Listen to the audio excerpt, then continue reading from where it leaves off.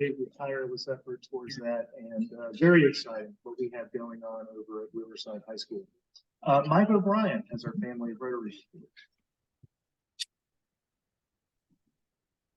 Thank you, President Dane. And before we do the birthday roll call, are there any other announcements, promotions, the babies born, grandbabies born, that anyone wants to announce before we jump into our birthday call? Okay. So as President Dane did mention, stole my thunder a little bit, but on Monday, it's okay. On Monday, Phil Voss and Clay Riley had their birthday. And yesterday we had Vince Coyle and James McDonald also had their birthday. So happy birthday to those Rotarians. And I spared you the agony of jokes at the end, but I figured this is my last month of opportunity as family of Rotary. So I have this one for you as I depart the month of September. An older man living alone decided he wanted a pet companion to his life. After thinking long and hard about the decision, he buys a parrot and brings it home. However, the parrot almost immediately starts insulting the older man and gets really rude. In a moment of frustration, the man picks up the parrot, tosses it into the freezer to teach it a lesson. But when the bird starts squawking and the man panics and opens the freezer, the parrot walks out, looks up at the man, and says, "I apologize for offending you, and I humbly ask for your forgiveness." The man replies, "Well, thank you. I forgive you, and I'm sorry too." The parrot then says, "If you don't mind my asking, what'd the chicken do?" That concludes my report. Now I'd like to call up William Milner. President Dane, Lee Davis has to mention something too, sir. Lee Davis has something. Lee Davis would like to speak. Lee Davis has an announcement. Are you I'm sorry, guys. I'm on mobile, and it's the first time I've done mobile, and I couldn't figure out how to type my question in. But anyway, thank you, President Dane, for mentioning our social next Wednesday, the 4th. Our next opportunity to volunteer will be Saturday, the 14th, at the Community Outreach Food Bank. So we could really use some volunteers for that. And we'll be meeting at bright and early at 7 a.m. And thank you, President Dane, for allowing me to mention that, sir. Okay. For those of us who were unable to hear that, I talk really frequently in daily business, so I'll make sure that communication gets back out to everybody. Again, on the grounds of membership, peers, again, welcome to the club. It's great to have you. And today we do not have any visiting Rotarians, but Matthew, will you please introduce your two guests?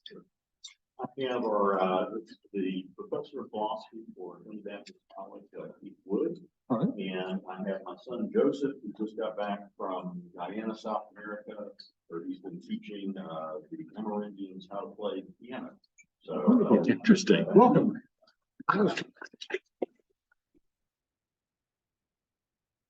Keeping in the grounds of membership, our fun fact about Rotary today is to talk about what it means to be an honorary member.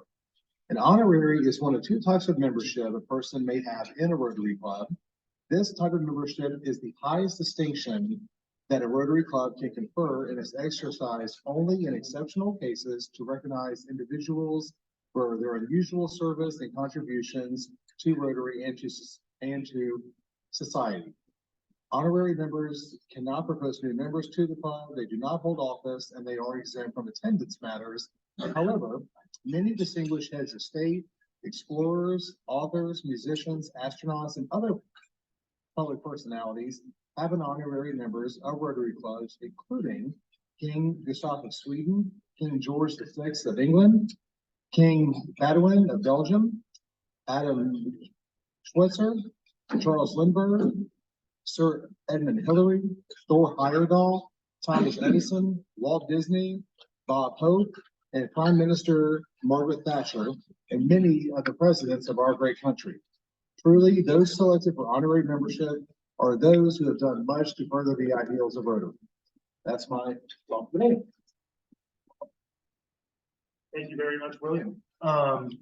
Drew, would you like to make a pop-up about your community service event?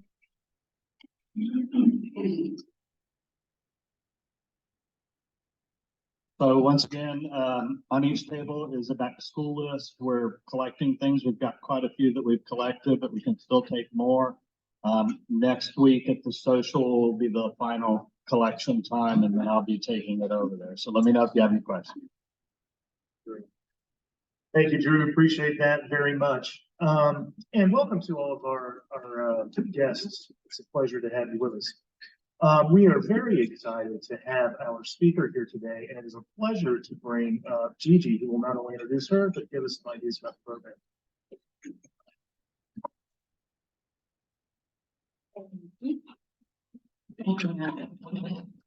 All the way down here.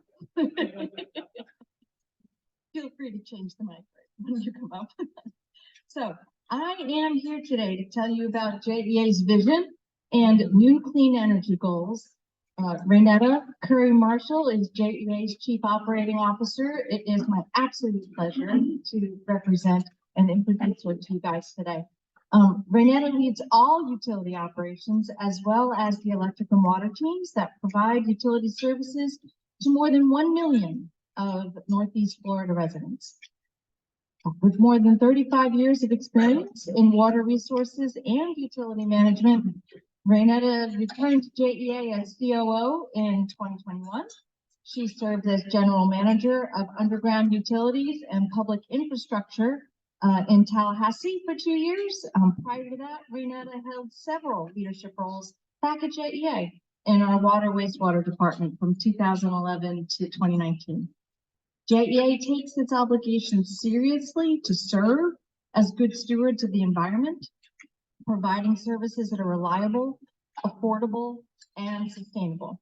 With that, I'll turn it over to Raynetta to tell you more about JEA's Electric Integrated Resource Plan. Thank you.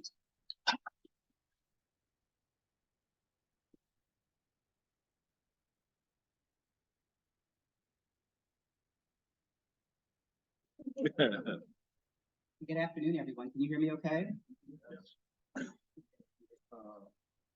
Thank you for that introduction, Gigi. Thank you, Dane, for having me here. Congratulations on your new role. So I have 7 slides. I can't see them so much open. So it's not going to be an extensive, but the slides are full of information. It's a wonderful day.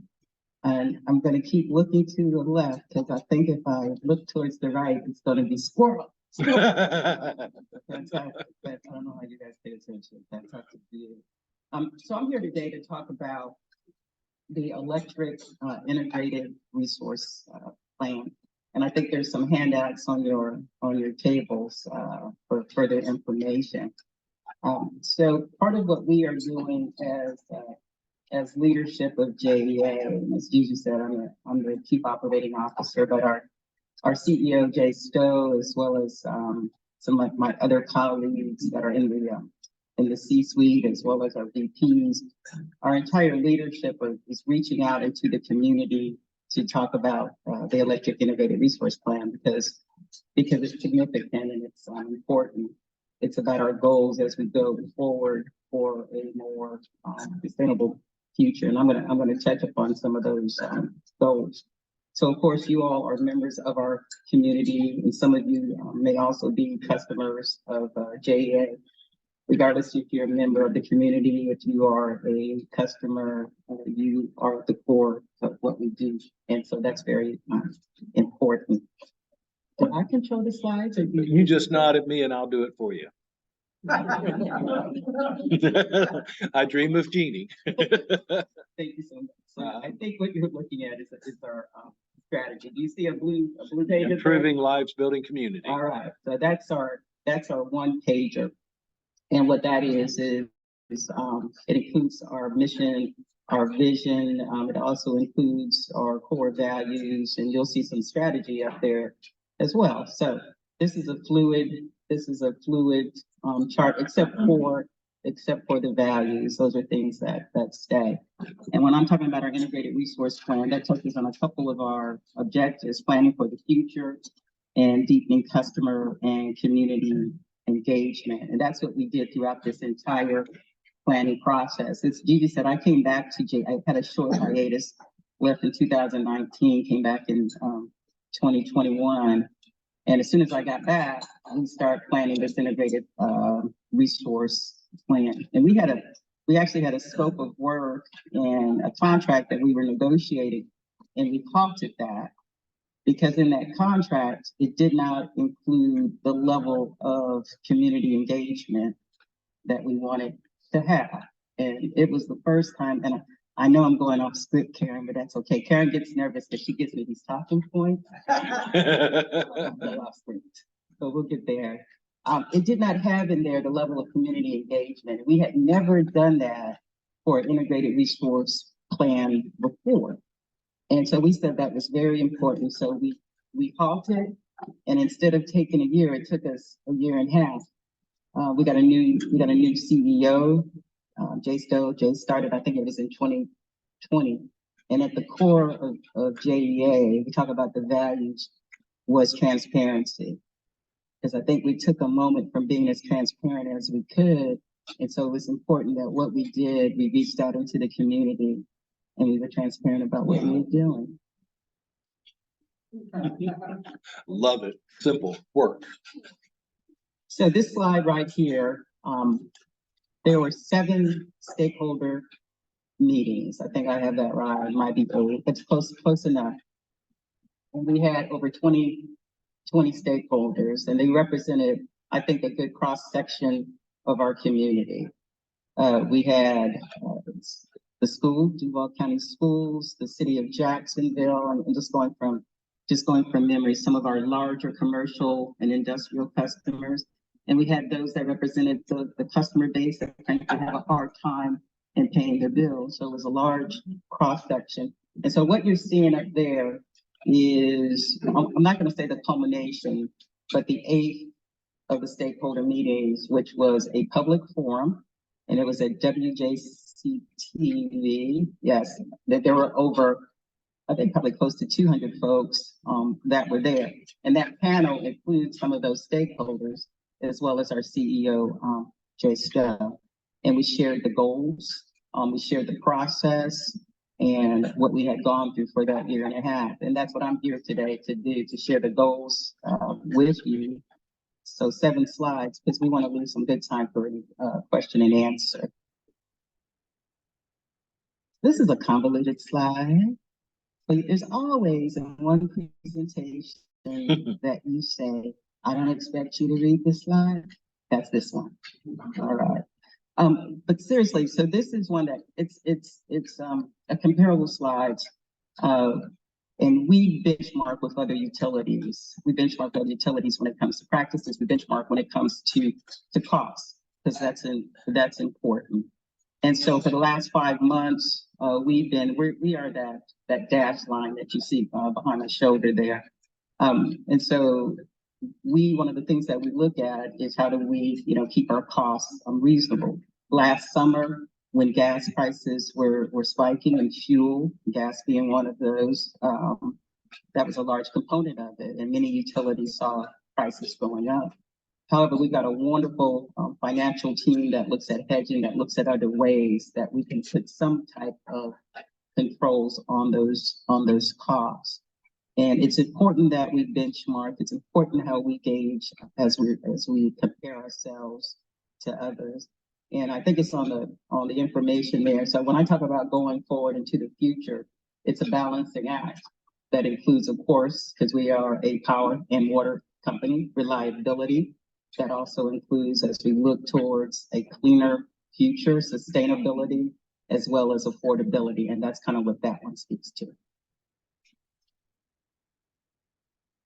So one of the reasons that we undertake an IRP is to make sure we have enough and the right type of generation as we go forward.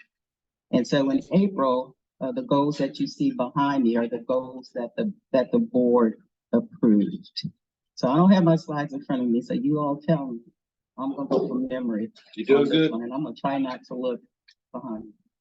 So one of the goals that we had was to reach 35% clean energy by 2030. Okay, thank you. Another one of our goals was that, I'm gonna go out of order, that clean energy that we had, that JEA was gonna be 100% utilizing that for our facilities, because we thought that that was important, that we set that example. It doesn't mean that we're gonna have solar in every one of our facilities, but that we're gonna cut out of that portfolio for our facilities that much for our energy use. Also by 2030, that we were gonna reduce our carbon from the 2005 level 80%. Is that correct? Yeah. Okay. It's about 50% right now, so that's an increase of 30%. And one of the ways that we're doing that is bringing in more carbon-free. That includes solar, and that also includes, have you all heard of something called plant Vogel? Okay. The path to get there wasn't like a happy path, but we are here now. That is our carbon-free nuclear energy. Unit 3 just came online about 2 months ago, and Unit 4 is geared to come online at the end of this year. And it's one of the first nuclear plants that has been commissioned in years and years and years. And that was one of the things that JEA undertook, and we're finally seeing that come to fruition. So, who has electric vehicle? Anyone? That's not unusual when I ask that question. And it depends on where you ask it. There's not that many people that raise their hands. But we expect for that to change over the future. And it's called electrification. And so with electrification, it's going to become more energy demand. And so it's important that we are postured for that, that the grid's ready for that. And so one of the programs is to offset some of that increase in electrification with customer programs. Some of those customer programs are energy efficiency programs. Other programs is called distributed energy. If you have solar, for instance, you might be able to put that power back on the grid, microgrids. We have a whole group that's looking at that. So those are, did I miss any goals? Did I get them? Got them. Okay, so check. Yeah. Thank you, sir. So this is our then and now. So this shows our pie chart. It shows in 2022 percentage of our fuels, and it also shows in 2030 percentage of our fuels. And as you can see, going from 22 to 2030, it's a lot more diverse, a lot less dependence on what we call solid fuel, which is at this time coal and petroleum coke. And we are increasing our renewables. It's going from 2%. I think we rounded up to get to that 2% to 24% in 2030, as well as our nuclear energy. So the green part is increasing. And so some would say that these goals aren't audacious goals, that they're easy goals. And I would tell you, and I would say to you, that these are challenge goals. And our board, we first came up with some draft goals, and our board challenged us to go further. And the reason that these goals are so challenging, because it takes people, it takes resources, it takes a lot to get to that point. Going from 2% solar to 24% solar, that means a lot of construction, that means land, that means all of those things. And you best believe that there's competition for that from others that are also going along that same trajectory. Okay, I think that we're almost there. So let's talk about a little bit about cost. So I said, like in the beginning, we balance those things: reliability, sustainability, and affordability. And when we were going through this whole process, there was a lot of modeling, a lot of different scenarios to kind of hedge your future state. Like, what was the growth going to be? What was the fuel going to be? What was going to be legislation? And there's no way to know that. But you do all of these different scenarios, and what you do is try to pick the thing that is the most reasonable and balance those three things. And so with that, that's how we came up with the 2030 goals. And also, if you look at that, if we stay the path that we are currently on with our current generation, with our current purchase power agreements and all those things, and recognizing that our fleet is aging, so there would have to be investment in that. So if we stay the path versus what I'm talking about here today with the goals, it was going to be around the same amount. So when you start going out 30, 40 years, about the same amount. So what's next? A bright future. Somebody's going to ride off into the sunset. So what's next is that there's work to do. I have a question. You come up with those, and now you start to implement. At our next board meeting in November, the board's going to be looking at our recommendations for building solar within Duval County. We received over a dozen proposals for that, and we're going to be making some recommendations how to proceed forward. We're also looking at a transmission. I talked about things we're aging, so updating our transmission, and we're going to continue to do just what we are doing here today. Communication. So the conversation is going to keep happening. And also yesterday at our board meeting, the board approved a resolution, and included in that resolution is that we're going to do this, not this IRP, that we're going to continue to do IRPs. And the next one is going to be in 2026. And the reason that we're going to continue to do IRPs is because we love doing IRPs, is because technology is changing. Technology is changing, and it's changing at a very, very rapid speed. And we did not do those post 2030 simply because those three things did not align. There wasn't anything that was readily apparent for affordability, sustainability. So we didn't set like a 2050 and say we're going to be 100% renewable. Because technologies are changing. Small scale nuclear may be more feasible as we go out. There may be other things. Hydrogen may have a place for us, but there are things that are now not quite ready for prime time. I'll say that, kind of being beta tested. So we're going to continue to do this. It's just like a strategic plan. It's not a one and done. It's dynamic, and it keeps going, and it keeps going. So conversations will keep going. So you brought something up, you called it electrification. We had a speaker come out and was talking how sensitive the grid can be, and it doesn't like spikes on it. When you brought up the electric cars and there's going to be more, what's going to happen the day in Jacksonville when the storm's coming and everyone plugs in their car at the same time to top off their charge to head out of town? Is that something that is even considered in the big plan? Or is it just going to work, or is it just going to blow up? Our plan is to blow up. Okay, good. We got that solved. Next question. See, this is what Karen gets concerned about. Are y'all taking it? Oh, yeah. Okay, so that was dry humor. Cut the tape. I want to be real clear about that. So when I'm talking about, when I talk about scenarios, and we're hedging in different scenarios, and included in those scenarios were different trajectories for electrification. Right where in our area, like compared to other areas, we haven't seen as much, but that doesn't mean it's not going to happen. So we looked at the relatively flat all the way to spiking.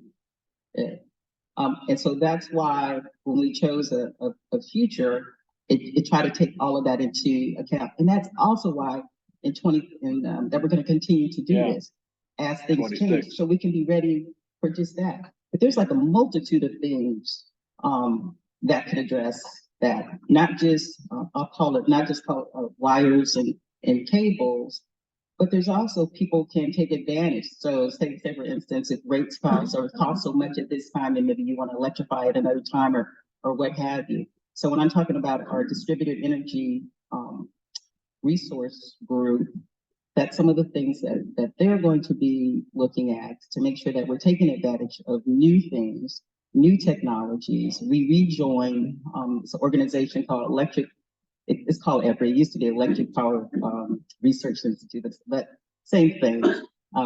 We rejoined that because that's one of the things that we are very interested in following along. How do we utilize these distributed resources so that they're not just taken from but so that they become sources as well in the future? Okay. So something that's definitely in our mind. So that my first response to your question was, I was kidding. I'll cut it. So we appreciate you coming out today. Does JEA have any thoughts with everything that's happened in the past and all the negative news when that may roll over or go away?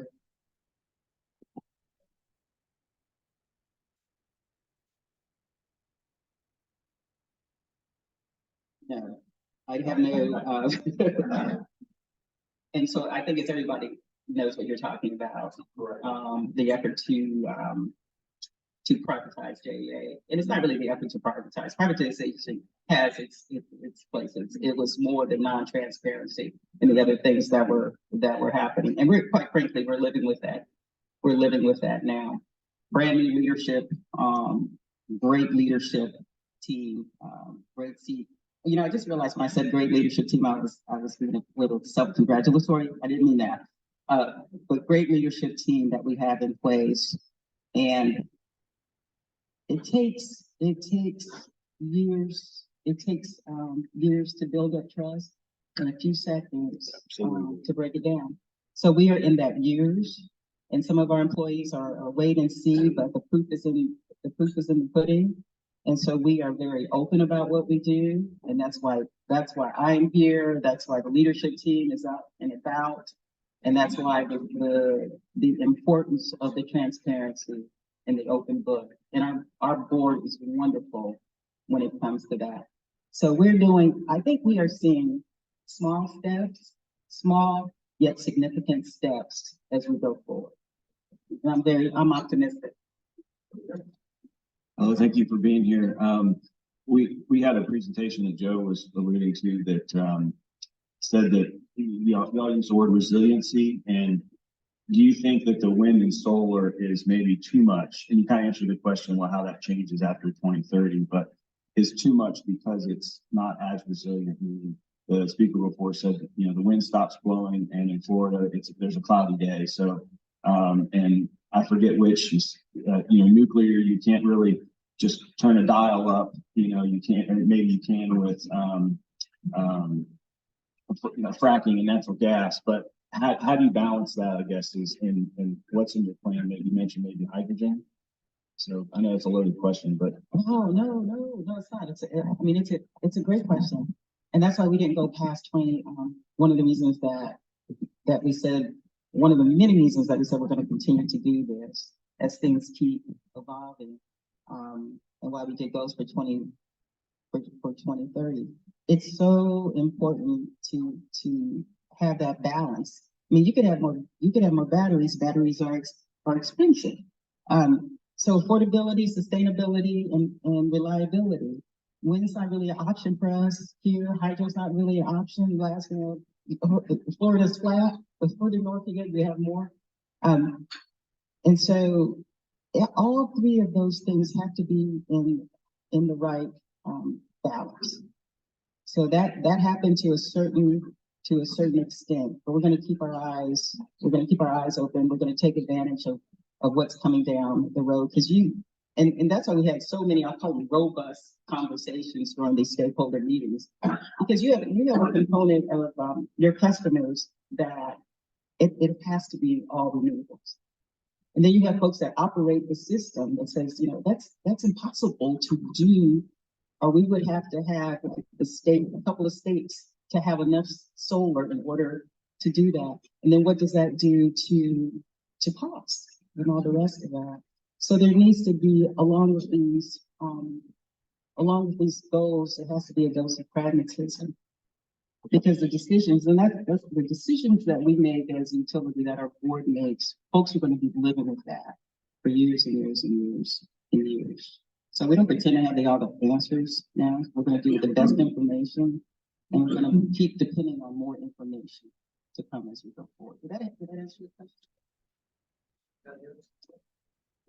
Yeah, I'm right here. My question has to do with you talking about expanding solar. Who are you getting those components from to expand the solar as far as, you know, manufacturing those components? You know, kind of perhaps related. What are you doing to guard against any sort of cyber attacks and things that might take down the grid? Easy questions today. I've learned years ago, don't answer anything that I can't. But for the first question on the solar, and I said that we are reviewing proposals. So JEA is not building those solar farms. There are proposals from entities that do that.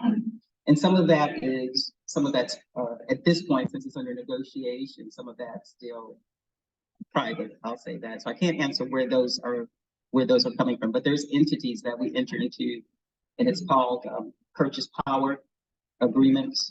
And so we are at that stage now from those proposals, reviewing those, or we have shortlisted and entering into negotiations with the ones that have met the criteria.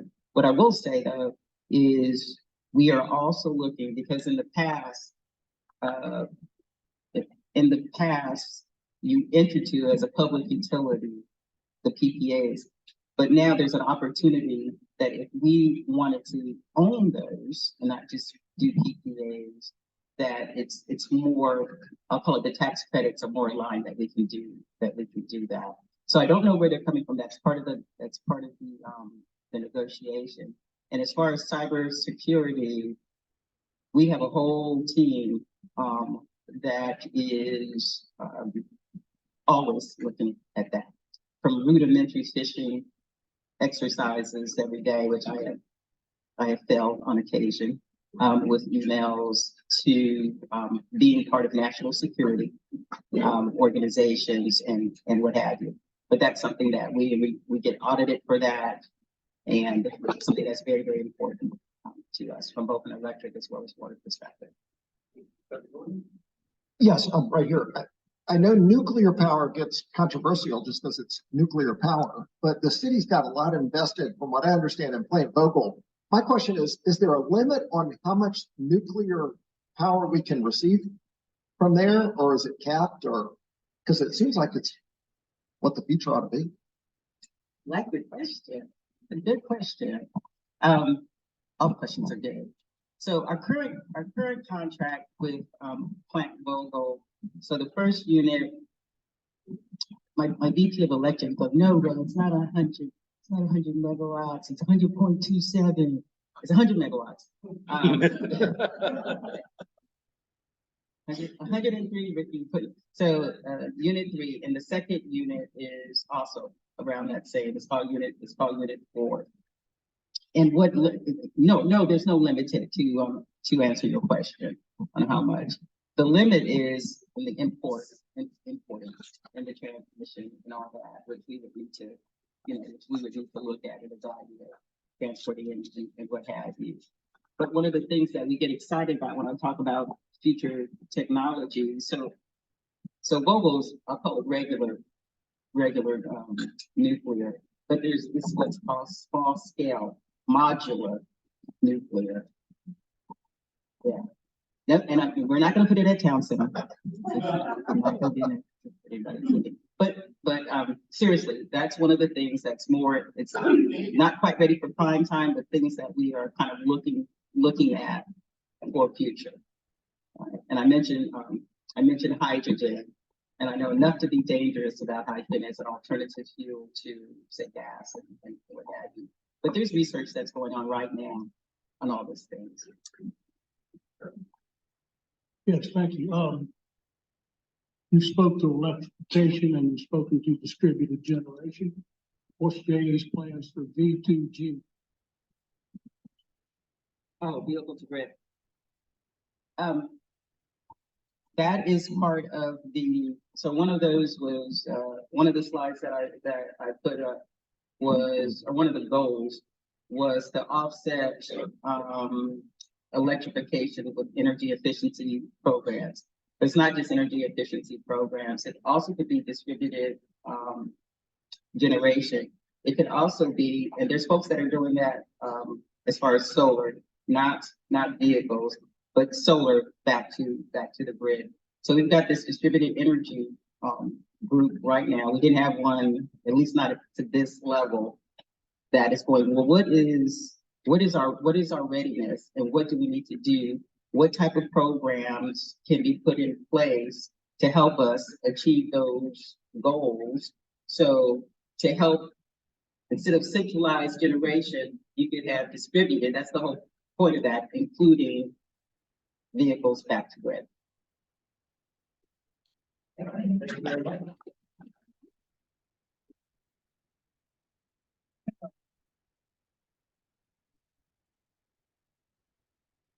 Ms. Marshall, on behalf of the club, thank you again for your presentation. This is a small token of our appreciation. We hope you enjoy it very much. Thank you.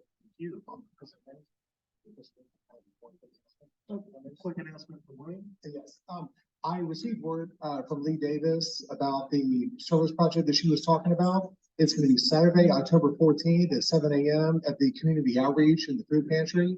So please stay, some more details will come out, but please save the date, Saturday, October 14th at 7 to work in the food pantry and our outreach. Thank you. All right, thank you, William. Just a few quick reminders before we adjourn today. Next week, no lunch meeting. There's going to be a social October 4th at Riverside Liquors. When we do get back together on October 11th, our speaker will be District Governor John Tabor. So please make it out for that. Welcome to our newest Rotarians. Thank you to our guests for joining us today. It's been a pleasure have you. And now I'd like to ask Joe Springer to lead us in the four-way test. Ladies and gentlemen, join me in repeating the four-way test of the things we think, say, and do. And when you go out today, the next 5 things you say to anyone, see if they follow this. 1, is it the truth? Is it fair to all concerned? 3, goodwill and better friendship.